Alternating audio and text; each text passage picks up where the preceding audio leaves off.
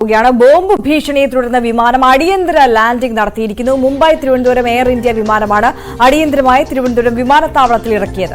Bomb squad വിമാനത്തിൽ പരിശോധന നടത്തുകയാണ്. വിനോദ് ചേരുന്നു. വിനോദ്, എന്താണ് സാഹചര്യം? ഈ ഭീഷണി സന്ദേശം എങ്ങനെ എത്തിയതാണ്? ഇതോ AIC 657 എന്ന നമ്പറിലെ വിമാനമാണ് ഇപ്പോൾ അടിയന്തരമായി തിരുവനന്തപുരത്ത് ലാൻഡ് ചെയ്തിരിക്കുന്നത്.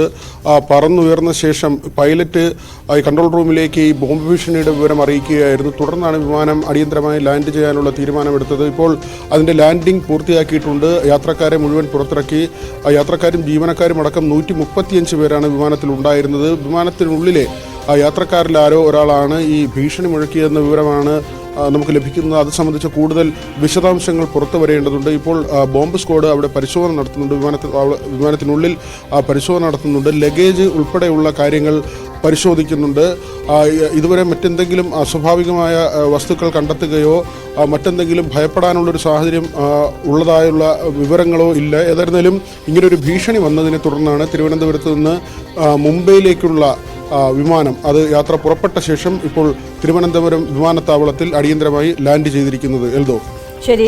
വിനോദാണ് വിവരങ്ങൾ നൽകിയത്. എന്തായാലും പരിശോധന തുടരുകയാണ്. വരുന്ന മണിക്കൂറുകളിൽ കൂടുതൽ അപ്ഡേറ്റ്സ് നമുക്ക് പ്രേക്ഷകരിലേക്ക് എത്തിക്കാൻ കഴിയും. ബോംബ് ഭീഷണിയെ തുടർന്ന് അടിയന്തരമായി മുംബൈ തിരുവനന്തപുരം എയർ ഇന്ത്യ വിമാനം ലാൻഡ് നടത്തിയിരിക്കുകയാണ്. പരിശോധന പുരോഗമിക്കുന്നു, അല്ലേ?